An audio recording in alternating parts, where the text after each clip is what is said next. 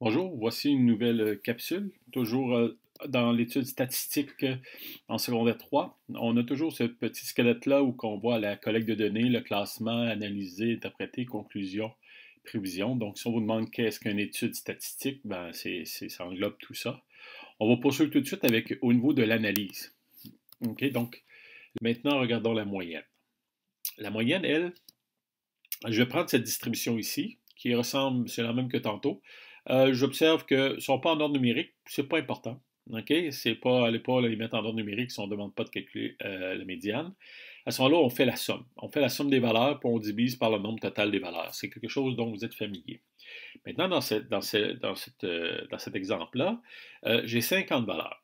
50 valeurs implique qu'il faudrait que j'additionne tout ça. Moi, ce que je vous conseille de faire, je vais juste changer ça un petit peu, je vais y aller par ligne. De cette façon-là, si je veux vérifier et parce que je n'arrive pas à la bonne réponse, ben à ce moment-là, je n'ai pas besoin de recalculer tout l'ensemble des valeurs, mais y aller ligne par ligne. Et si j'ai fait erreur, je vais être en mesure de repérer mon erreur dans une des lignes. Donc ici, j'ai fait la somme de chacune des lignes. Par la suite, la somme des sommes, j'arrive à 25 420. Donc ça, je crois que vous êtes assez familier. Maintenant, pour calculer ma moyenne, tout ce que j'ai à faire, c'est finalement de prendre mon 25 420 ici, que je vais diviser par le nombre de valeurs qui est 50, et je vais trouver une moyenne qui va être égale à 508,4. Donc la moyenne de ma distribution, c'est 508,4. Qu'est-ce que ça représente en fait une moyenne d'une distribution? La moyenne d'une distribution, c'est comme si on changeait toutes les valeurs de notre distribution, donc le 443, le 513, c'est comme si on les mettait tous égales. On les mettrait égales, par exemple, à 508,4. Là, on obtient exactement la même somme. Donc, c'est une façon de le voir, mais c'est un peu, en fait, ça permet d'avoir l'espèce de un représentant de l'ensemble d'un groupe. Okay? Quand vous calculez la moyenne d'un examen, ben, vous aimez avoir la moyenne. C'est dans l'ensemble, tout le monde aurait eu ça pour avoir la somme qu'on a obtenue.